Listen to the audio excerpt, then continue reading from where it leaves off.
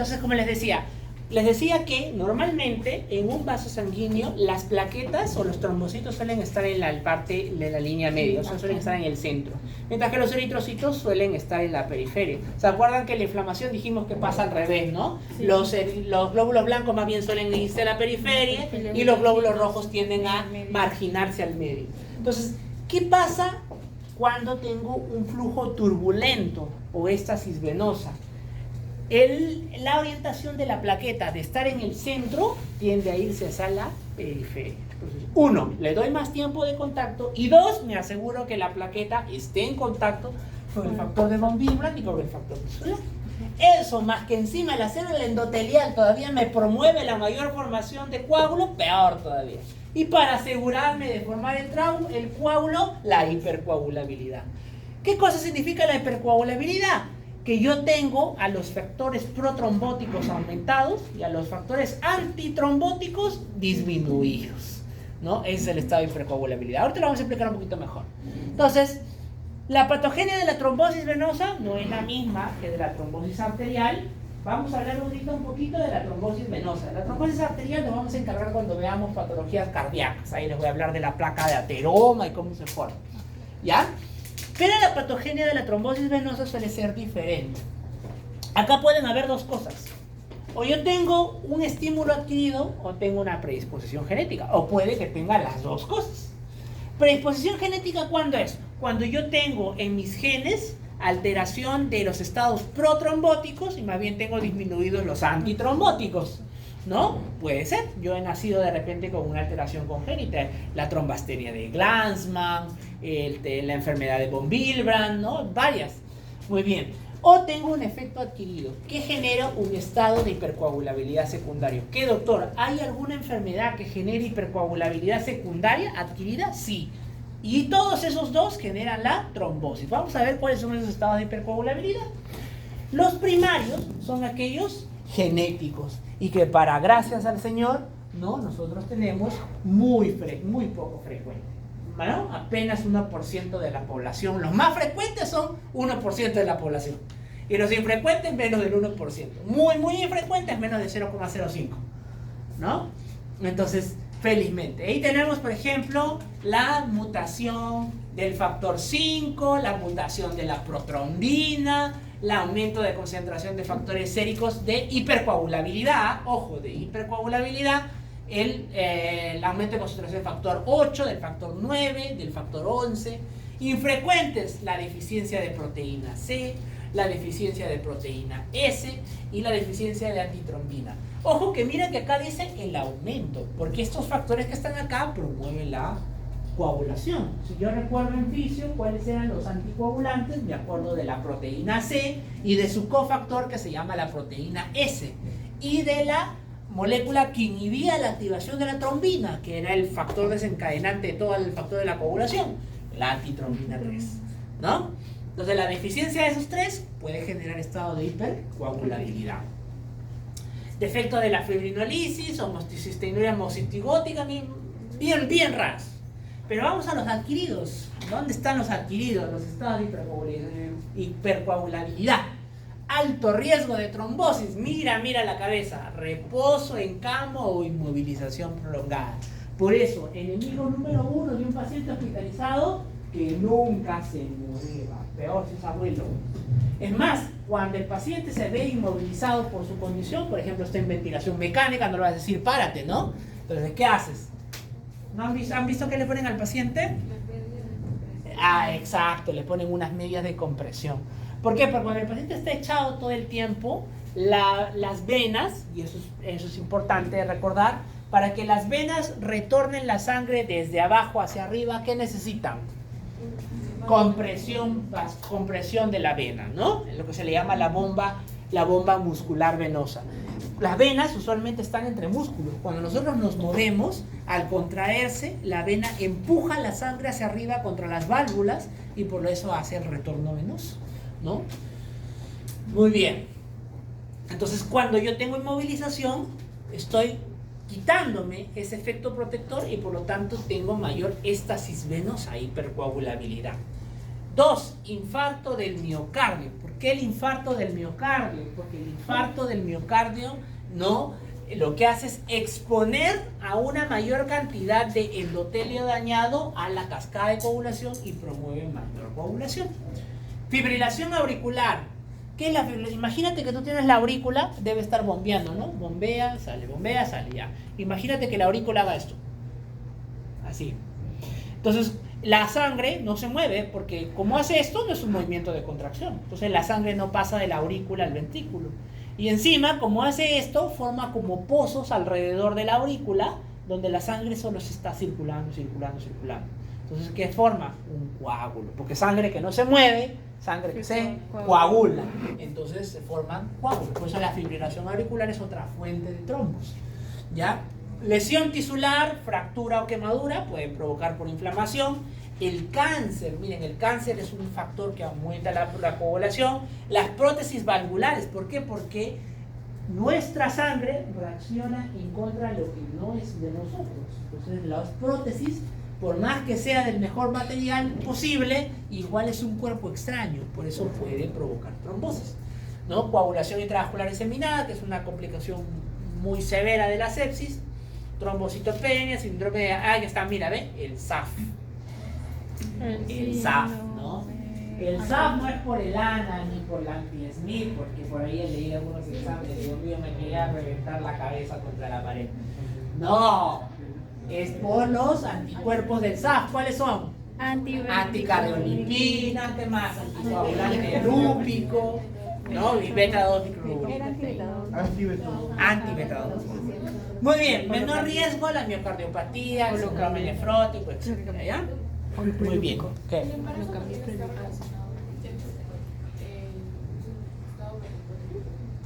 Sí, pero no como tal patológico, porque provoca mayor éxtasis venosa, ¿no? Pero no como tal, digamos, patológico. Pero sí es un estado que aumenta un poquito más la probabilidad de coagulación. Muy bien, entonces miren, acá están las arterias. La obstrucción de la luz provoca un edema trasudado que pueden desprender, embolizar. Miren, cuando yo tengo una trombosis venosa, lo más característico es que la vena, ¿qué hace? ¿La sangre sale o la sangre debe entrar a la vena? Perdón, el agua que está en los tejidos, ¿debe entrar a la vena o salir de la vena? Entra, Salir, entrar, salir, entrar. Mitad. Debe normalmente entrar en el retorno. Pues no es que, ¿por qué? Porque se supone que recoge los desechos, pues chicos. Se supone que recoge. Acuérdense, en el lado venoso, ¿qué pasaba? El agua entraba para poder llevarse consigo hasta todo el sistema cava, todo eso, y llevarlo al pulmón oxigenado, ¿verdad? Sí. Ya. Entonces, ¿qué pasa si yo tengo un trombo en la vena? El agua no va a poder entrar porque la presión hidrostática dentro de la vena va a aumentar. Entonces el agua se va a quedar por eso cuando yo tengo una trombosis, la zona que está del trombo para abajo está hinchada, está edematizada, aumentada de tamaño. Pero además, como acumula proteínas y llama inflamación, usualmente es un edema duro, caliente y doloroso, ¿no? Muy doloroso. Y 2, hay algo bien importante, que es el sentido donde va la sangre. En la vena, ¿hacia dónde se va la sangre? ¿A un tejido más lejano o hacia el corazón? Hacia el corazón. Entonces imagínate que tienes un trombo en una vena del miembro inferior, y imagínate que un pedacito de ese trombo se rompa. ¿A dónde crees que se va a ir? ¿Más hacia abajo de la pierna? No, ¿a dónde? Hacia el corazón. Al corazón. ¿Y del corazón dónde va a terminar? Al pulmón. No, una vez un residente, estaba yo en la guardia y tenía una trombosis venosa profunda y había hecho un infarto, el paciente, un infarto agudo del miocardio. Me dijeron, doctor, es por la trombosis. He hecho, pucha, me daba ganas de mandarlo otra vez a la escuela. Digo, aguanta, según tú, ¿dónde terminaba el trombo? Es que terminó en la aurícula derecha y luego en el ventrículo derecho. ¿Y cómo terminó en el miocardio? ¿Quién irriga el miocardio? Las coronarias. ¿Dónde están las coronarias? ¿Dónde están las coronarias, chicos? ¿De dónde salen las coronarias? De la aorta. De la aorta. ¿Y dónde está la aorta? Saliendo del aurículo. Ventrículo izquierdo. ¿Y cómo terminó el coágulo del lado derecho al lado izquierdo? Margen. Para que pues anato pues, para anato. Por eso, ¿dónde terminan los coágulos venosos? En el pulmón. Por eso, la clase práctica que van a hacer es la complicación más severa de una trombosis. ¿Por qué anticoagulamos a un paciente con trombosis? Para evitar el TEP, que es la tromboembolismo pulmonar, que es la complicación más grave de la trombosis. Por eso anticoagulamos a un paciente que ya se trombosó. A veces creen que nosotros cuando anticoagulamos es para diluir el coágulo. No, a ese coágulo se tiene que diluir solito. No va a haber nada para diluirlo. A él lo que lo más importante es evitar que ese coágulo me bote otro coágulo más chiquito para arriba, un émbolo, ¿no? Muy bien.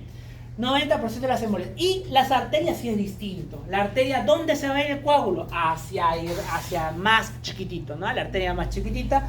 Y la complicación más grave es que la zona que irriga la arteria se infarte. Ahí sí, ¿ves? Ahí sí se le va, ¿no? Se infarta. Muy bien. Listo. Entonces acá tienen un ejemplo de émbolo venoso, un TEP, es un tromboembolismo pulmonar. Y un ejemplo de una embolia arterial, por ejemplo, en las arterias más pequeñitas, en el cerebro, ¿no? Acá, un infarto lacunar, un infarto de putamen.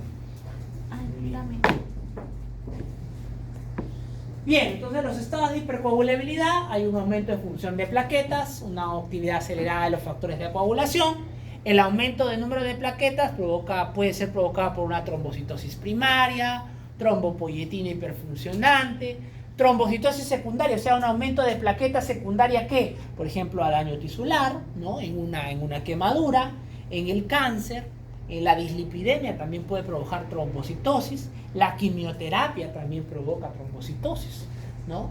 Aumento de la actividad de los factores de coagulación primarios, rarísimo, ¿no? Rarísimo, hemos visto 1% de la población, ¿no? Mutación del gen 5, gen de protrombina y adquiridos. Este es el que tenemos siempre que tener en cuenta, porque a veces nos preocupamos, ¿por qué el paciente hizo trombosis de miembro inferior cuando estaba hospitalizado? Bueno, no lo movíamos, no caminaba, o es un paciente con cáncer, ¿no? Con tabaquismo, mira, acuérdate, no me voy a cansar, te vamos a molestar toda la vida hasta que lo dejes. Obesidad, ¿no? También, etcétera, ¿no?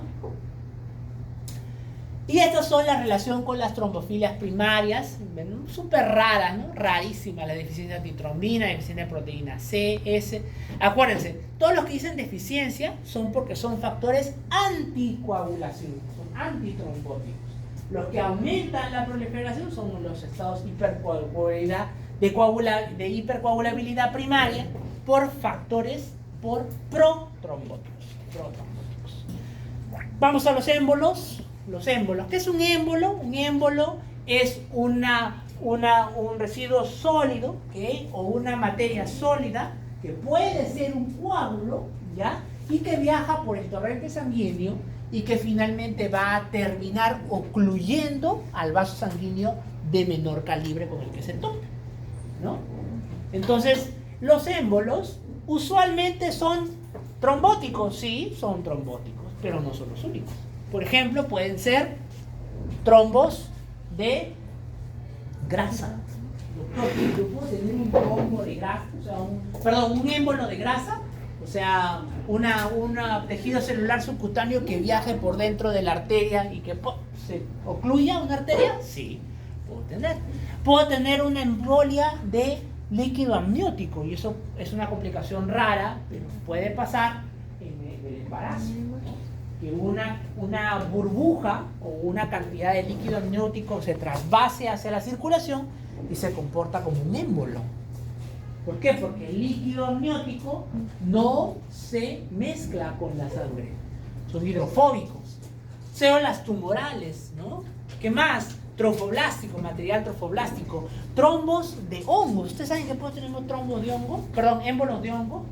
Un émbolo de micetoma, por ejemplo, viajar por la sangre, ¿no? Un émbolo ya más raro, ¿no? De material extraño, rarísimo, ¿no? Y también es una complicación que a veces vemos, ¿no? Por ejemplo, nosotros en los pacientes que dializamos a los pacientes y que tienen catéteres todo el tiempo, si tú tienes un catéter venoso central, ¿por qué tiene una tapa? Para que no le entre aire, porque si le entra aire, ese aire va a terminar adentro de sus venas finalmente en el corazón y del corazón al pulmón. Entonces, Es importante. ¿Ven? Esta es la embolia grasa, por ejemplo, ¿no? La embolia grasa tiene este tejido cerebral subcutáneo que viaja a través de la vena, ¿no? Y que miren, este es un vaso sanguíneo y esto que ustedes ven son adipocitos. Adentro de la arteria se formó un tapón grande de puros adipocitos. Eso es un émbolo graso. ¿Cuándo pasan los émbolos grasos? Más frecuentemente en las fracturas. Porque en las fracturas, ¿ya? En las fracturas hay una disrupción del vaso y también con tejido celular subcutáneo que está en el mismo miembro superior e inferior. Entonces eso hace que el émbolo viaje a través de la arteria, ¿no? Muy bien. Émbolo gaseoso, ¿no? Por ejemplo, en los buzos, ¿no? Pueden haber por baja de presión, por aumento de la presión en el océano. Y esto es bien importante, en el émbolo gaseoso iatrogénico, que es cuando no nos damos cuenta, no por ahí alguien no cierra bien el catéter, lo deja abierto. O a veces, ¿no? Por eso se han visto cuando nosotros inyectamos algo a través de una vía, siempre primero se bota el aire y luego se llena con el medicamento, ¿no? Porque a ver qué va a pasar si te agarras aire así, lo pasas, a ver si te va a gustar. No, porque te voy a poner un émbolo de aire. Se va a comportar igual que un trombo, igualito. ¿Por qué? Porque no se va a mezclar con el agua. Entonces va a obstruir finalmente una vena o una arteria pequeña, ¿no? Y el embolismo pulmonar, que no lo vamos a tocar mucho porque eso es tema de práctica, ¿ya? Pero para que sepan, el tromboembolismo pulmonar puede ser de dos tipos, ¿no? Crónico o agudo. El más mortal es el agudo, cuando tienes un trombo grande que de manera intempestiva usualmente se atora en una de las arterias segmentarias de las arterias pulmonares. Y es muy frecuente que el paciente para esto tenga una trombosis venosa profunda de miembros inferiores. Es muy frecuente el paciente que estaba con trombosis, no se dieron cuenta y a las horas o a los días empieza con le falta el aire. ¿Cuál es lo característico del TEP? El paciente tiene una disnea súbita, está respirando normal y de la noche a la mañana empieza con disnea. Empieza a faltarle el aire, ¿no? Desatura, tiene que llegar hasta ventilación mecánica.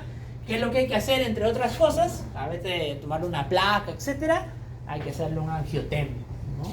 Para pintar las venas de las arterias pulmonares y ver si es que tiene trombosis. Miren, por ejemplo, este es un paciente, ¿no? Le hicieron el angiotem y mira, así debería verse y así se vio. ¿Qué pasó con todo esto? Acá había un tromboembolismo pulmonar, ¿ya? Y el tromboembolismo pulmonar provoca falla cardíaca derecha. ¿Por qué? Porque le da más trabajo al ventrículo derecho. Porque al haber un trombo en la arteria pulmonar, este de aquí, que tiene menos músculo que el de acá y no está acostumbrado a trabajar a presiones altas. El ventrículo derecho trabaja a presiones apenas positivas, apenas.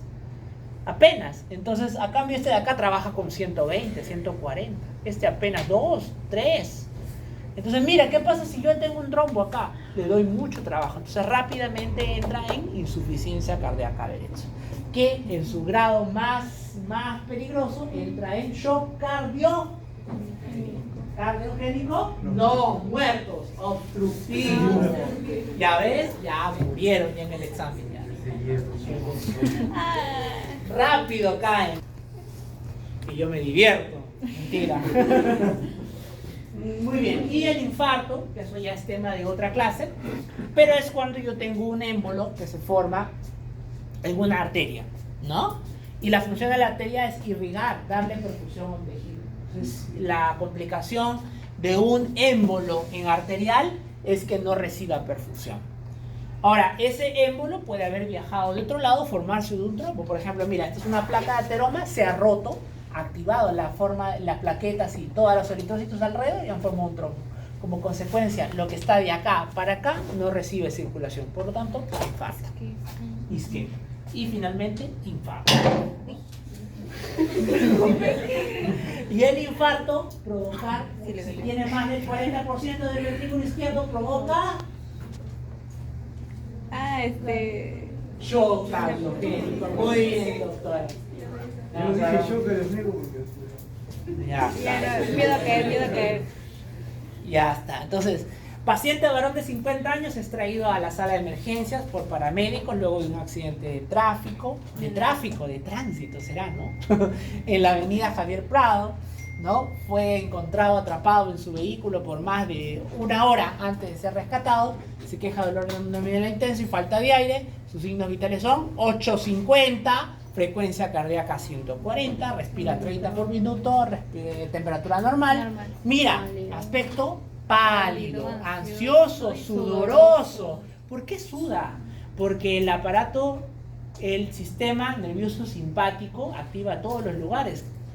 ¿Qué hace el sistema nervioso simpático con las glándulas? Aumenta su secreción, su sudoración, ¿no? Muy bien. Dolor a la palpación difusa, distensión abdominal, timpánico, o sea, de lo que debe sonar blandito, suena como un tambor, ¿no? A la percusión. Laboratorio, hemoglobina en 10, hematocrino 30, leucocitos 12.000, plaquetas 200, creatinina en 1, electrolitos casi normales, ¿no? Radiografía sin alteraciones y ecografía abdominal, no se observa líquido abdominal. ¿Qué tipo de shock podría estar presentado? Se observa el líquido libre en cavidad abdominal. ¿Qué tipo de shock crees que pasó? Hipovolémico. Debe estar haciendo un hemoperitoneo. Ese paciente debe estar haciendo un hemoperitoneo. Que tenga sangre en el peritón. Muy bien, listo.